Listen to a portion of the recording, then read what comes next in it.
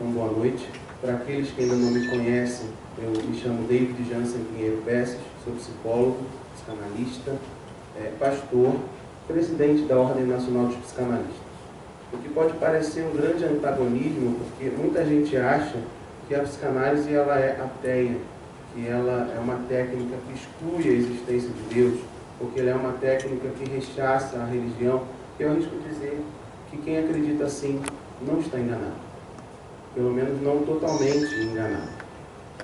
A ideia aqui é de demonstrar como que o cuidado da alma, dos conflitos da alma humana, das dores que assolam o ser humano, já vinha sendo desenvolvido há centenas de anos por clérigos, por pastores, por ministros religiosos, que atendiam a demanda de doenças que eles nem entendiam bem como funcionava, como, por exemplo, a depressão. Porque até há bem pouco tempo, eu arrisco dizer que até os nossos dias, há pessoas em nosso meio que acham que depressão é uma possessão demoníaca. Porque, na verdade, a ciência demonstra que não tem nada com demônio.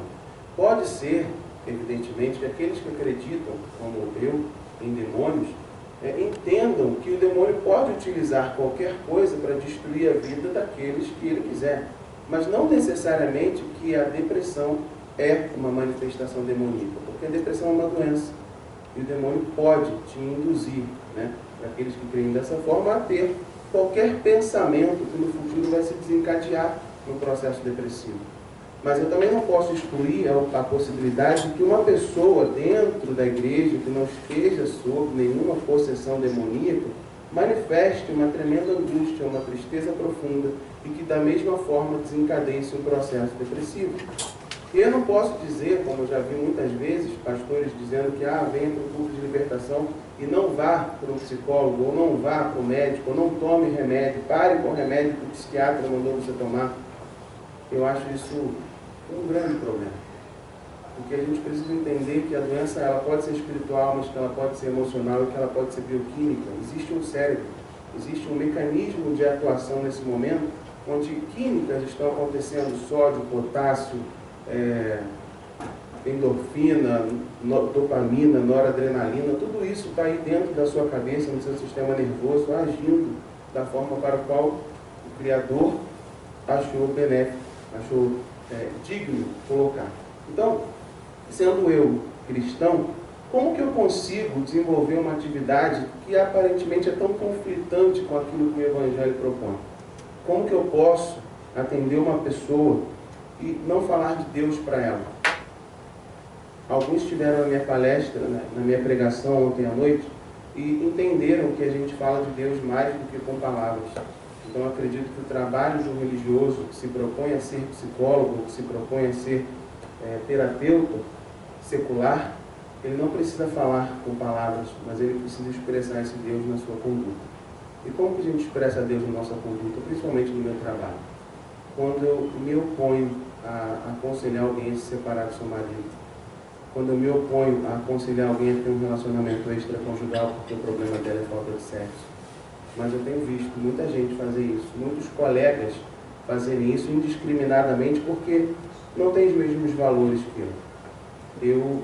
Os meus valores cristãos, a minha fé em Cristo, não me permite ter esse tipo de conduta. E aí eu demonstro a minha fé na minha terapia. Mas eu não preciso dizer, olha, você está em pecado porque isso é o trabalho do pastor. E o pastor faz bem isso. Entendeu? Então, onde é que esses dois falam a mesma coisa? E onde é que nós precisamos entender onde eles podem se completar? Hamilton, por favor. Pode passar? Aí, ótimo. Nós temos hoje um grande problema na religião.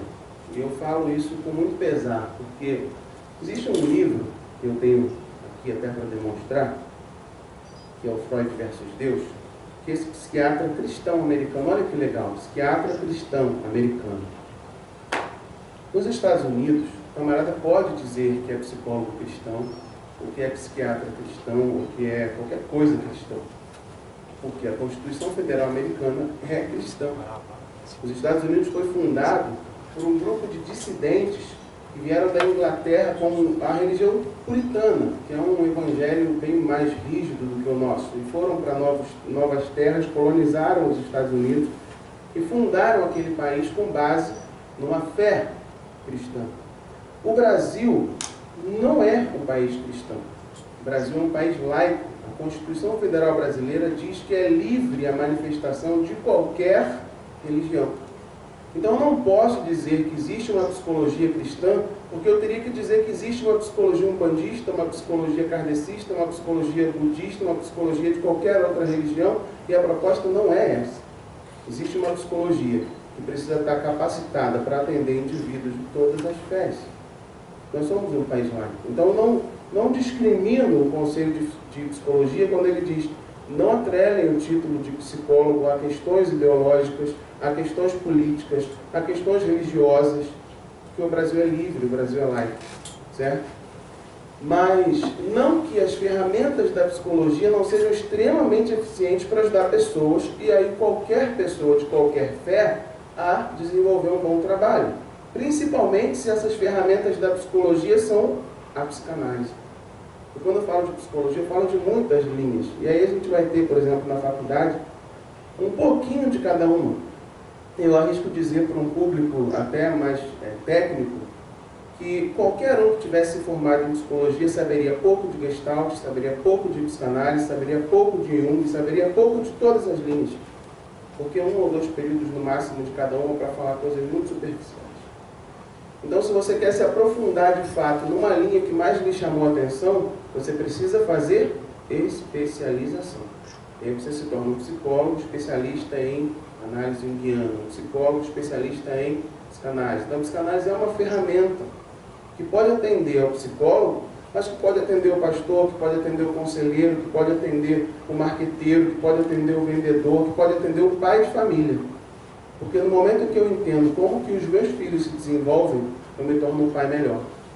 No momento que eu entendo qual é a influência que eu tenho sobre a formação da personalidade dos meus filhos, eu tenho mais cuidado em ter condutas tais que não o levem a desenvolver um comportamento que no futuro vai me causar problema ou vou me arrepender de ter tido participação nisso.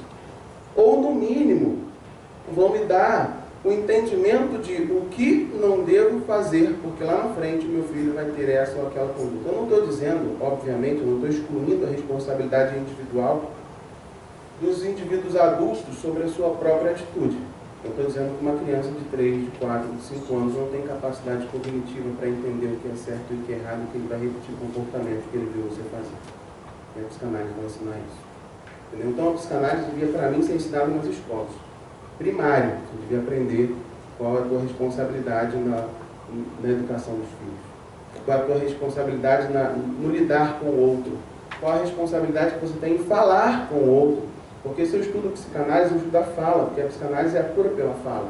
Então eu percebo que muitos dos problemas que nós temos hoje é porque nós ouvimos palavras malditas do passado. De pessoas que não sabiam o poder que aquela palavra ia ter na vida de quem estava ouvindo. E aí você carrega um trauma para a vida inteira, porque uma vez a sua mãe te falou isso e você nunca conseguiu esquecer. Como exemplo de uma pastora que foi minha paciente. E o meu público maior é o público evangélico. Eu trato de pastores, de esposas de pastores, famílias de pastores, enfim, de crentes de todas as espécies. Não porque eu promova isso, como a colega Marisa Lobo, que perdeu o CRP recentemente, por promover psicologia cristã, cura de homossexualidade, uma série de problemas lá, enfim. Eu não promovo isso. Então, as pessoas que me procuram, que são indicadas por outras pessoas que já foram meus pacientes. E acabou que tudo congruiu para isso. O meu público maior de alunos e de pacientes são evangélicos. Então, quando a gente está desenvolvendo essa atividade, a gente percebe que todos os conflitos que qualquer ser humano está submetido, o pastor também está submetido, porque ele é ser humano. A esposa dele talvez esteja mais submetida do que todo mundo, porque ela carrega nos ombros um peso que a grande maioria das mulheres não carrega. Que o filho do pastor é muito mais cobrado do que qualquer outra criança da idade dele. Entendeu? Então todas as crianças podem correr, pular, brincar, mas o filho do pastor não, porque ele tem que dar um exemplo. Na minha igreja isso não acontece. Meu filho pode correr à vontade, desde que ele não grite, não atrapalhe o culto, nem pise no pé de ninguém, nem quebre nada. Mas isso demorou um tempo para as pessoas entenderem. Porque durante muito tempo, correr do lado de fora da igreja, dar 2, 3 voltas lá, cansar e vir dormir, era um absurdo, porque ele estava fazendo bagunça. Mas onde é ser criança e o que é ser bagunceiro? Entendeu? Ou seja, que tipo de peso eu estou colocando nas costas de uma criança? Será que eu estou fazendo com que ela sinta prazer em vir para a igreja? Ou será que está sendo um fardo, uma obrigação muito penosa para uma criança de 4 anos? Entendeu? Então, quando eu estudo psicanálise, eu começo a perceber o mundo de outra forma. E aí que eu começo a observar que existe um problema no meio evangélico, que é o problema de ter perdido a capacidade de pensar. Porque nós somos muito espirituais, nós entendemos que somos espirituais, mas nós não podemos deixar de lado a nossa razão. Do mesmo jeito que eu olho para a ciência, que eu participo do meio acadêmico, eu dou aula no curso de graduação em psicologia, na Sociedade Fluminense, né, na Sociedade Educacional Fluminense, em Milópolis. E aí, eu percebo que num debate acadêmico, eles abriram mão, abdicaram da fé. A fé não existe para eles. Do mesmo jeito que dentro do meio religioso, a razão não existe para a gente. E isso é um problema, porque nós fomos criados com cérebro, com intelecto, com raciocínio. E a gente precisa colocar isso em prática, senão ele atrofia. Fica complicado depois de usar ele. Tanto que se você não estuda, você começa a esquecer as coisas. Eu não sei se vocês sabem, mas quem fala 2 línguas ou lê muitos livros tem mais dificuldade de desenvolver doenças como Alzheimer, por exemplo. Então, o cérebro está aí para demonstrar a sua potência. E muita gente no nosso meio não usa. Esse livro vem demonstrar exatamente isso. Como a psiquiatria perdeu a alma e o cristianismo perdeu a mente, perdeu a cabeça. Entendeu? Porque é muito fácil olhar para os fenômenos e espiritualizar tudo. Esquizofrenia não é demônio, garanto para vocês. O demônio até pode colocar alguém esquizofrênico, mas a esquizofrenia é uma doença neurológica, uma doença que afeta o cérebro. Ansiedade não é possessão demoníaca, é fruto do seu comportamento, das suas dificuldades, do estresse da sua vida, da forma como você lida com eles. E um aprendizado, uma palavra que te elucide, que te oriente, que te ensine, que te aconselhe a mudar isso, então você começa a perceber uma mudança de vida. Uma pessoa que não tinha a menor capacidade de parar, pensar e enfrentar os conflitos de fora, perdia a cabeça no primeiro desequilíbrio, no primeiro problema. Então a gente precisa pensar nisso, de que ser crente também é pensar. Não foi eu que disse isso. O John Stott é um dos maiores teólogos da contemporaneidade. Então você vai ver que ele escreveu um livro em que fala exatamente isso. Crer também é pensar. E nesse livro ele faz esse apontamento do problema que é ser cristão hoje em dia, principalmente no Brasil. Porque se a gente sai do Brasil, se a gente vai para os Estados Unidos, para os países da Europa, vai ver que a formação do cristão, do pastor principalmente, é uma formação que envolve a capacidade de discutir a física, a biologia, a astrologia, as teorias de Darwin. Então o pastor ele tem faculdade, o pastor ele é pós-graduado, o pastor dá aula em faculdade, o pastor tem uma capacidade maior de argumentação em todos os meios. No Brasil o pastor está há 10 anos na igreja, aí vira diácono, aí está há mais de 10 anos, aí vira presbítero, aí depois de mais de 10 anos aí ele vira pastor e às vezes ele não sabe nem ler.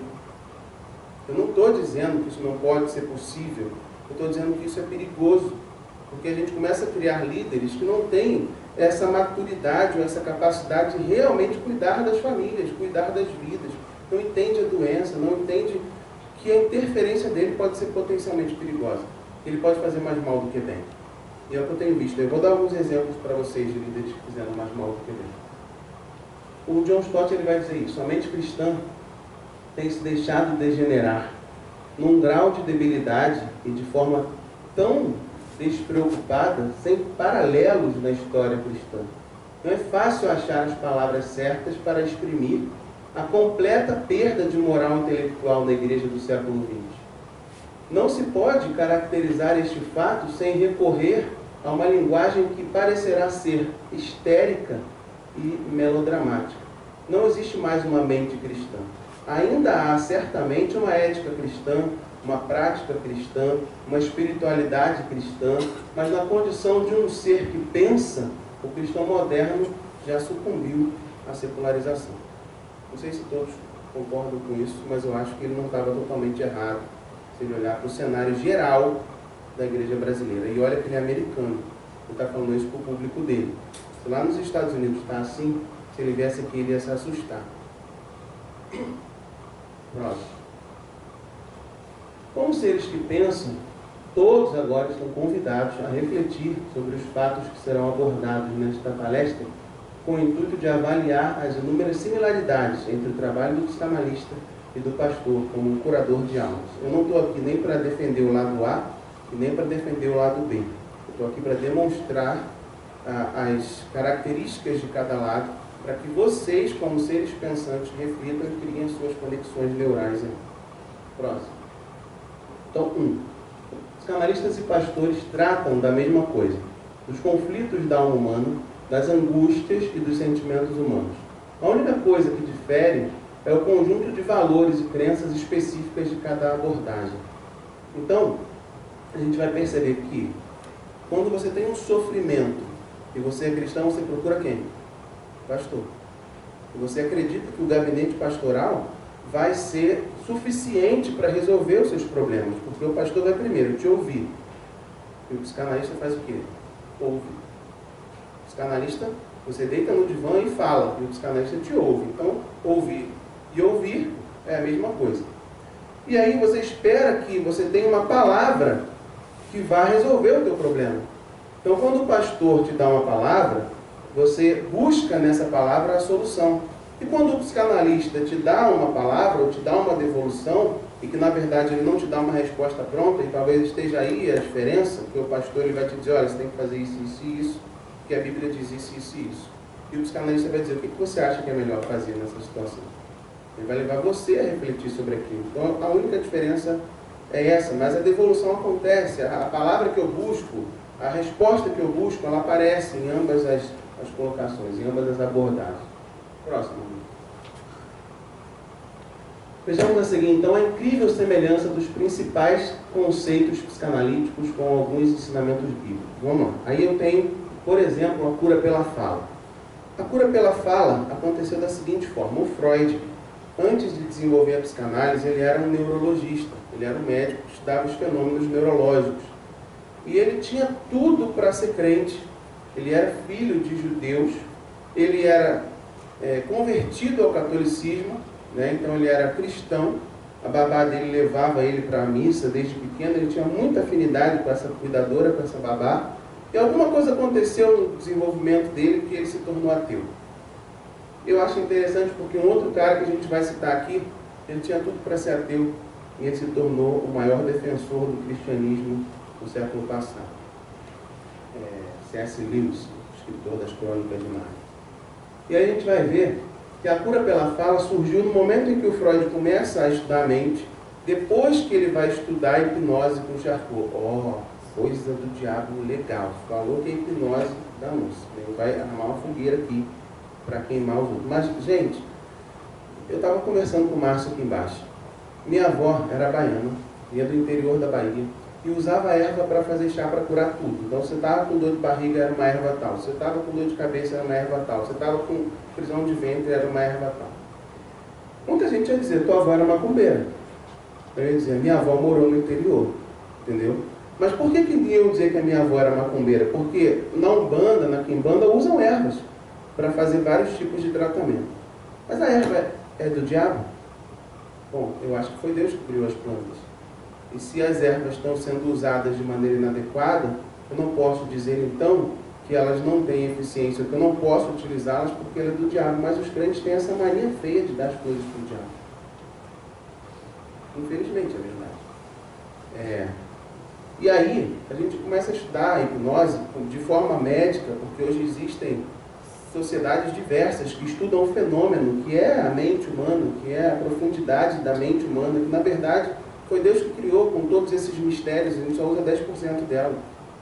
Então, quando a gente começa a ver fenômenos diferenciados, que tem a ver muito mais com a funcionabilidade dessa mente. Qualquer eletroencefalograma, alguém que já fez, vai perceber que, na verdade, o que ele mede é a capacidade elétrica do funcionamento da sua mente, no estado que você se encontra. Então, se você está dormindo, a sua mente está trabalhando numa faixa de 3 a 4 Hz, é a medida, a unidade de medida, né? Se você está em coma, ela está trabalhando a 1, 2 Hz. Se você está acordado, 10, 11, 12, 13 Hz. Se você está muito estressado, 14 Hz. Se você está em hipnose, 15, 16, 17 Hz. E por aí vai. Então é uma forma que a sua mente se manifesta, se comporta de outra maneira. E aí cabe um olhar clínico para isso. Eu não posso dizer que é do diabo antes de eu conhecer aquilo. Quando eu comecei a olhar para a hipnose, na verdade, até por conta da psicanálise, porque o Freud usou a hipnose antes dele desenvolver a cura pela fala, ele foi lá para o Charcot, que também era um médico, que estudava a mente humana, que descobriu que a mente ela tinha essas coisas estranhas que ele queria entender melhor. Só que para ser hipnotista, hipnoterapeuta, na época era hipnotista a palavra, hoje em dia a gente fala hipnoterapeuta. Para ser um hipnotista na época, o cara tinha que ser um bom argumentador, porque a hipnose era clássica, era essa que vocês veem no palco. Coma e morda e sinta que essa cebola é uma maçã. Então é um comando diretivo, é um comando que induz você a fazer coisa que você não quer. E para isso o cara tem que ser muito bom, muito convincente para te fazer comer uma cebola, porque ninguém me faz comer uma cebola daquela crua, daquele jeito. E o Freud não era bom comunicador. Freud era introvertido, Freud era tímido, Freud era depressivo, Freud não tinha uma autoestima muito boa, Freud não falava muito. Por isso até que eu acho que ele resolveu ouvir mais do que falar. Então ele não era bom para hipnotizar os outros. Ele falou, olha, eu não vou mais continuar com esse método porque ele não é eficaz. E aí ele parou. E a partir do tratamento dessa menina, da Ana O, ele percebeu que talvez existisse muito mais na capacidade de fala do que nós entendemos. Até então a fala era só para se expressar. Mas a partir da Ana O, ele percebia que na medida em que a gente consegue se expressar livremente, nós abandonamos ou nos permitimos esvair de tensões que muitas das vezes nos levam a problemas emocionais, problemas somáticos, problemas psicológicos diversos. A Ana O chamava isso de limpeza de chaminé. E toda vez que ele interpelava ela, que ele atrapalhava ela, ela falava, pô, tipo, cala a boca, me deixa falar. Quando eu acabar de limpar a minha chaminé, você volta a falar aí. E aí ele parava e percebia que ela, sendo histérica, ela tinha fenômenos como afasia, não conseguia falar, ela tinha enrijecimento muscular, então ela ficava toda torta, era um negócio meio estranho de ver. Só que depois que ela falava, ela ficava por algumas horas muito bem, interagia, comia, bebia, falava e tal. Depois de algum tempo voltava tudo de novo. Ele queria saber então, por que quando as pessoas falam tudo que tem para falar, se vai das tensões, os sintomas neuróticos desaparecem. E aí ele descobriu exatamente isso, o que ele chamou de a cura pela fala, a associação livre de ideias. Quando você deita no divã não tem regra, você fala do que você quiser. Entendeu? A gente não fala, olha, agora você vai falar disso. Não, você deita ali e fica à vontade para falar sobre o que tiver na sua cabeça. E o que o psicanalista precisa fazer é traduzir o discurso. Porque às vezes a gente fala assim, eu estou bem, estou tranquilo. Mas você olha para a cara da pessoa e você sabe que ela não está bem. Entendeu? Ou quando ela fala, não, eu vou fazer isso, eu estou sentindo que eu devo fazer isso, eu quero fazer isso. Mas na verdade ela não quer fazer isso. Mas nem sempre é o contrário, tá, gente? É só para perceber que existe um treinamento de alguns anos para você identificar sinais corpóreos, comunicações que não são verbais, e mesmo comunicações verbais que dizem algo com a boca, mas que por trás dessas palavras a verdade é outra. Então, a cura ela vem dentro da psicanálise na medida em que a pessoa fala. E a gente percebe que cada vez mais o mundo carece de bons ouvintes. As pessoas estão muito mais preocupadas com seus próprios problemas, em falar das suas dores, dos seus conflitos, do que ouvir os conflitos dos outros. E aí você percebe que você se afasta das pessoas que falam dos seus problemas, que você acha que ela é chata, que ela não tem, que ela não é legal, que não é agradável, que ela só fala de coisa ruim. Mas talvez se você tivesse ouvido ela 2 horas, ela se esvaísse das tensões delas e se tornassem pessoas agradáveis. O problema é que a gente não quer dedicar esse tempo. A gente quer alguém que nos ouça. E aí o psicanalista e o pastor, ele acaba fazendo a mesma coisa, porque esse conceito, ele é um conceito que também está presente na Bíblia. Próximo slide, por favor. Você vai ver lá em Tiago, o texto vai dizer o seguinte: portanto, confessai vossos pecados uns aos outros e orai-vos pelos outros para serdes curados. Essa parte do versículo 16a, parte A do versículo 16, capítulo 5 do livro de Tiago. Quando esse texto diz, confessai uns aos outros, eu olho aí o psicanalista, eu olho aí o pastor, porque você não conta daquilo que você mais teme ou daquilo que você mais se culpa para qualquer pessoa, mas você se abre quando você deita no divã, porque você acredita que tudo que você falar ali vai permanecer ali. E eu faço questão de jamais falar nada dos meus pacientes com qualquer pessoa que seja, nem com a minha esposa, e isso eu digo diante de Deus. Entendeu? Tanto que pacientes que ela trata e que convivem comigo, eu pergunto alguma coisa para eles, porque eu sei que nós temos esse acordo de não falar. Minha esposa também é psicóloga, também é psicanalista, e ela respeita o sigilo, é uma lei, é ético, mas muito mais do que lei, é uma convicção particular, de que eu não devo fazer isso, entendeu? Eu preciso respeitar os meus pacientes, do mesmo jeito que eu gostaria que eles me respeitassem. Então, respeito tem que ser mútuo, amor tem que ser mútuo.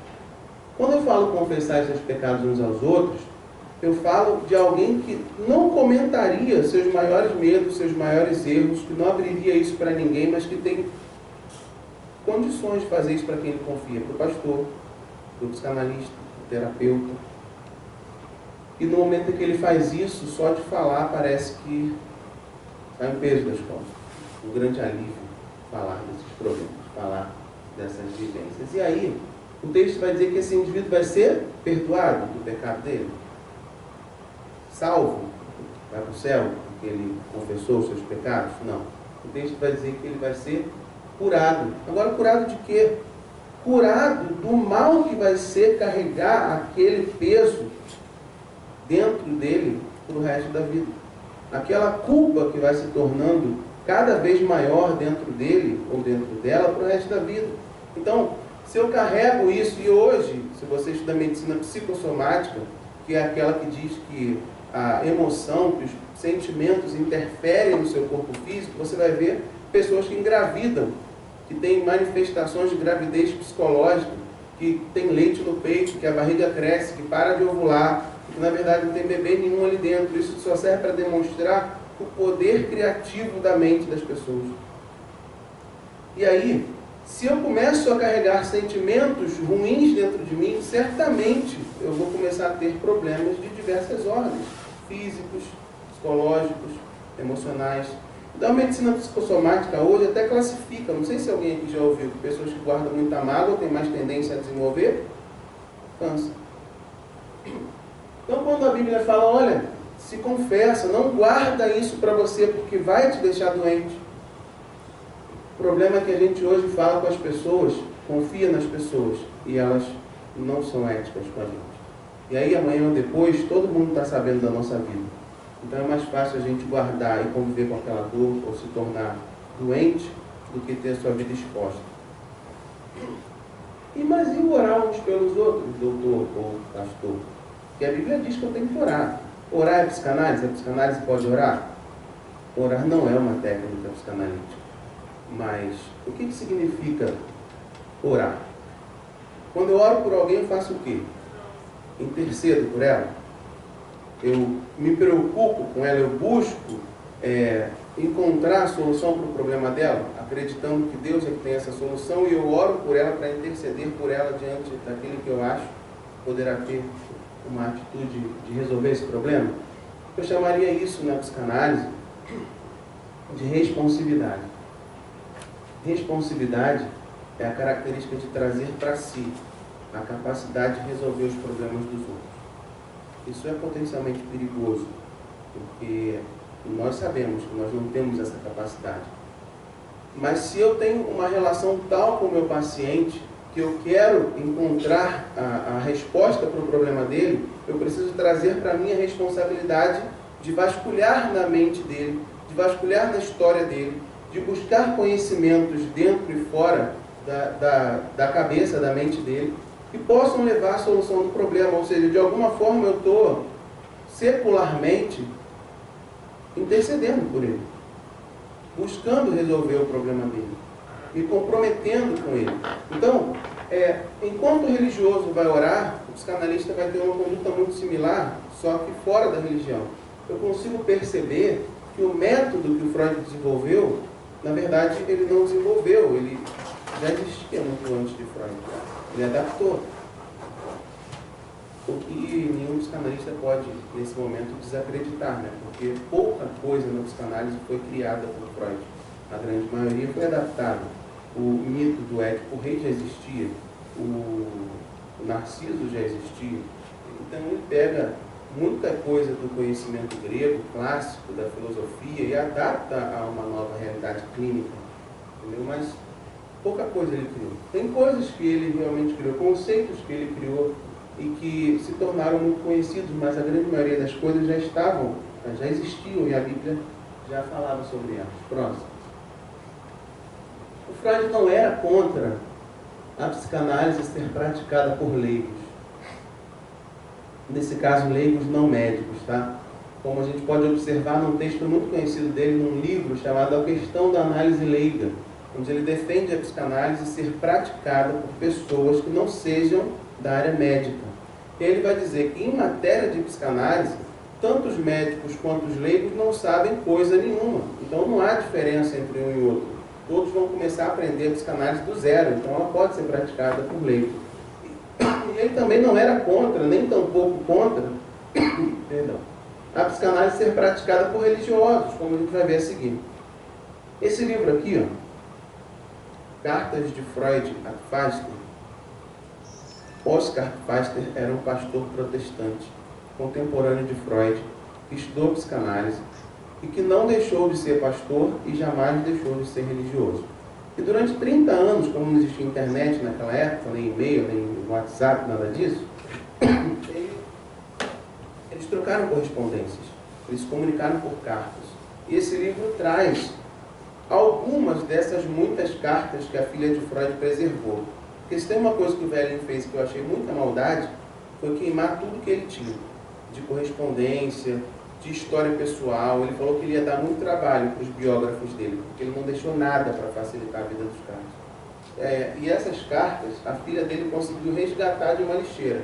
Então tem cerca de 200 cartas que ele jogou fora, que foram resgatadas por Ana Freud e que depois vieram à luz e que se tornaram esse livro Fora de Série, onde o Freud ele respeita demais a prática do pastor, onde o Freud respeita demais o fato da psicanálise poder ser praticada por religiosos ou não religiosos. A gente vai ver isso num texto muito clássico, muito interessante desse livro. Vai dizer assim: de modo geral, a psicanálise não é religiosa nem antirreligiosa, mas um instrumento apartidário do qual tanto o religioso quanto o laico poderão servir-se desde que aconteça tão somente a serviço da liberação, da libertação dos sofredores. Então está lá na página, não me lembro a página, depois eu vejo a marcação para vocês, mas está nesse livro, logo nas primeiras páginas do capítulo 1. Bom, eu acho que para ser um bom profissional, primeiro, você precisa ser capaz de não colocar em nada do que você vai fazer a sua opinião pessoal. Se você vai fazer uma observação, se você é um cientista, vai fazer uma observação do caminho que uma formiga faz, daqui até o formigueiro, da planta que ela está comendo até o formigueiro, você não pode dizer: olha, eu acho que ela faz esse caminho aqui, eu acho que ela vai por lá, eu acho que ela dá a volta na pedra. O trabalho é de um observador, e esse observador, para ser verossímil, para ser verídico, ele precisa abster-se da sua opinião particular para observar o fenômeno, tal como ele é. Entendeu? Então eu não preciso ser ateu para entender como um ateu pensa. Eu preciso abster-me da minha crença para ouvi-lo do jeito que ele realmente quer se expressar. E aí eu não preciso ser religioso para respeitar a fé do outro e entender como ele pensa sendo um religioso. Porque no momento em que eu entro no meu consultório, eu deixo de lado tudo aquilo que eu acho para ouvir o outro do jeito que ele é. Então eu posso atender crente, como eu posso atender ateu. Eu só não Deixa isso para lá, não posso falar agora. Depois eu falo para você. Eu só tenho algumas questões que realmente conflitam, mas conflitam comigo. E aí eu me abstenho de atender, porque eu tenho dificuldade de lidar com algumas questões. E aí nessas questões que eu me sinto incapaz de lidar com elas, eu também acho que é ético falar, olha, eu não sou a pessoa mais adequada para te ajudar. Eu preciso procurar um outro profissional. Até porque ninguém é obrigado a atender todos os públicos. Eu não sou bom com crianças, por exemplo. Meu filho, eu acho que eu estrago mais ele do que conserto. Se não fosse a esposa ali, esse cara, não, bota de castigo, dá uma chinelada e tal. Então, provavelmente eu não teria essa facilidade para educar. É mais estrago do que conserto. Então, eu não atendo criança. Mas, se eu fosse atender uma criança, eu precisaria estar disposto a ouvi-la como ela é, sem querer colocar nela a minha opinião. Porque no momento em que eu o obrigo a pensar do mesmo jeito que eu tento colocar ele numa forma da qual ele não faz parte. E a gente precisa estar pronto para lidar com as pessoas do jeito que elas são. Isso é ser religioso, isso é ser igreja, não é? Bom, próximo aqui vai falar exatamente isso. Mas como o religioso pode aceitar como válida uma teoria desenvolvida por um ateu convicto? O Freud ele nunca negou o fato de ser ateu. Eu acho que é azar dele, né? Porque ele deve estar num lugar muito pior do que aquele que eu acredito que vou. Mas é uma escolha dele.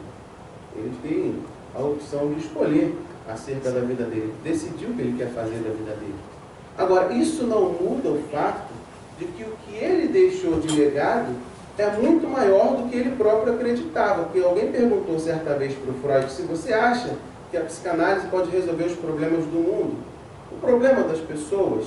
E ele falou assim, eu acho que não. Eu acho que ela pode transformar um sofrimento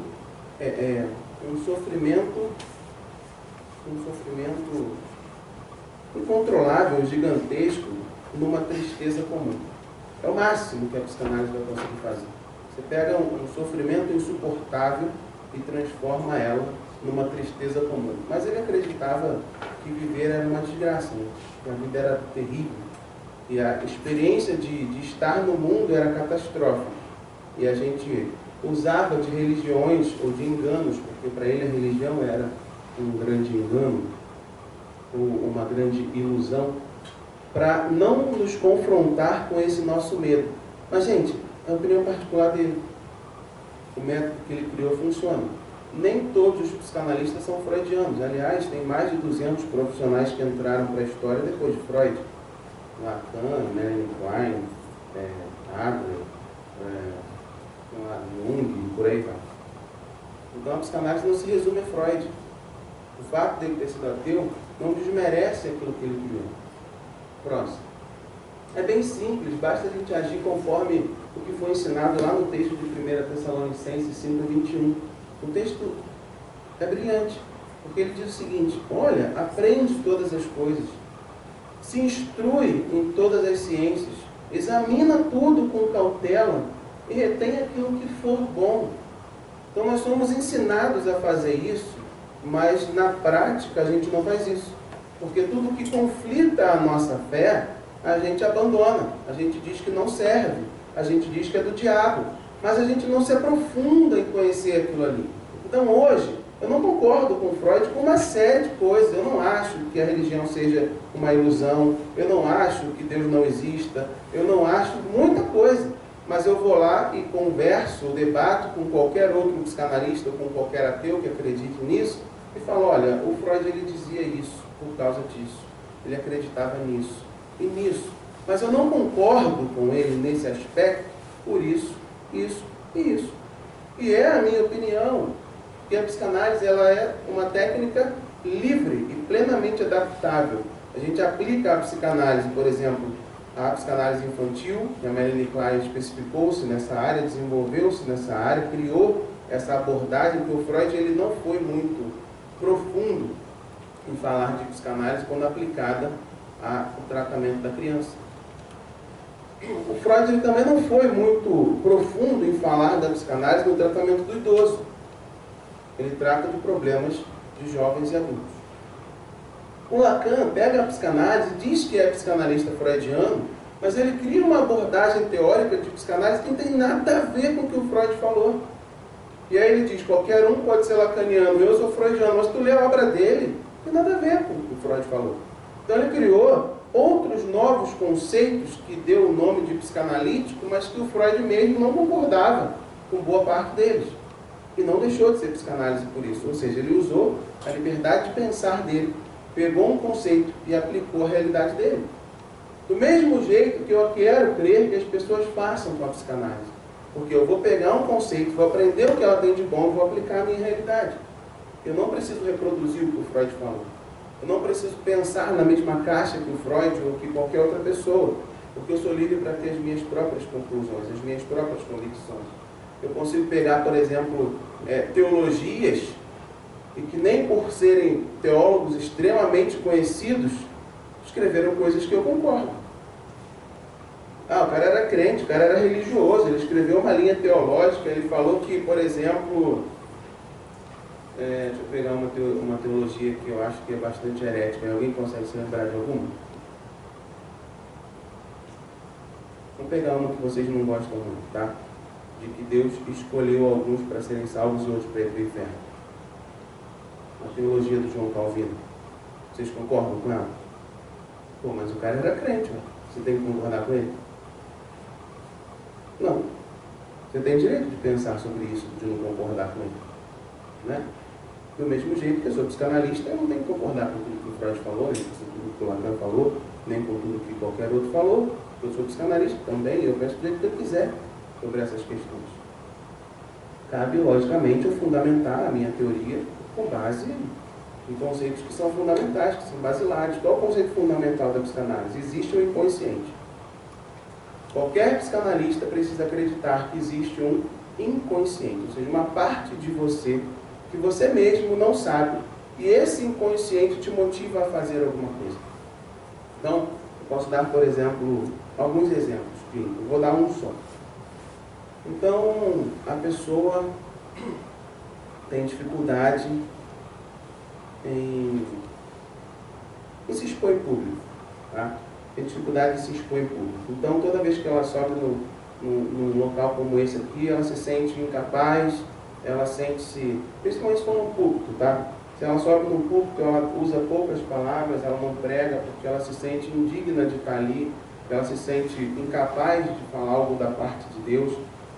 E aí você vai entender com base no que ela crê. Ela crê que tem muitas pessoas melhores do que ela, que estudam mais do que ela, que sabem mais do que ela, que ela não deve ocupar aquele tempo para isso. Isso é o que ela me responde, ou me respondeu de fato, quando eu indaguei. Agora, alguns períodos após, um processo terapêutico de fato acontecendo, e ela narra um episódio de que a mãe dela havia, quando ela interpelou a mãe sobre, mãe, por que você dá o melhor para minha irmã? Por que as melhores roupas são da minha irmã? Por que as melhores coisas da geladeira são sempre para minha irmã? E aí a mãe dela vira e fala, porque você é mais sujo que o mendigo da rua. E essa palavra, para ela, foi uma palavra que passou. Ela perdoou a mãe, ela esqueceu aquilo, ela não está nem mais aí, ela já superou isso, legal, isso acabou. Só que ela não subia no púlpito porque ela realmente se achava indigna, impura, imunda, que nem um mendigo da rua. E aí, no momento que a gente trata isso, ou seja, ela carregou 40 anos, porque essa minha paciente tinha 60 e poucos anos, a pastora, 50 e poucos a 60 anos, nessa faixa. É pastora, então ela carregou isso quase 40 anos da vida dela, e isso refletiu-se na forma como ela via, mas ela não conseguia fazer essa associação, porque toda vez que ela lembrava disso, ela lembrava, não, mas eu já perdoei a minha mãe, hoje nós temos um bom relacionamento, eu já superei isso. Não é isso. Só que na verdade era isso. E do mesmo jeito que esse exemplo, N outros exemplos de coisas que as pessoas viveram, que acham que superaram, que na verdade recalcaram. Porque recalque não tem nada a ver com beijo no ombro. É fato isso, não tem nada a ver com beijo no ombro. Não tem a ver com inveja. Recalque tem a ver com coisas que te trariam muito sofrimento, que você varreu para baixo do tapete. Coisas que você não quer se confrontar, que você acha que vai fazer muito mal para você relembrar, reviver, ressentir, e você guarda isso no inconsciente. Isso é recalque. Freud cunhou esse termo.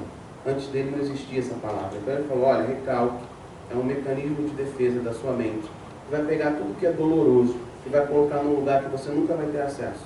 E esse lugar é o inconsciente. Então esse é um conceito basilar da psicanálise. Existe o inconsciente e existem mecanismos de defesa. Como você vai explicar isso? Você pode até conjecturar outras possibilidades. Mas o psicanalista, por exemplo, não pode negar o básico, a base da psicanálise, o inconsciente. Existem outros conceitos muito basilares que, para ser psicanalista, você precisa entendê-los. E aí não dá realmente para negá-los. Mas qualquer outra coisa é superficial. Eu costumo dizer que tem coisas que é coluna, tem outras que são tijolos e tem outras que são tinta. Se eu tirar a tinta, o prédio vai continuar a existir. Se eu arrancar as paredes, quebrar os tijolos, o prédio vai continuar em pé. Mas se eu arrancar as colunas, acabou. Então o que importa de fato são as colunas. E algumas colunas da psicanálise são hoje quase que inquestionáveis. A neurociência já provou algumas delas e outras estão sendo provadas e que não interferem em nada na fé cristã. Por exemplo, uma coisa que chocou a humanidade foi Freud falar que criança tinha a sua sexualidade.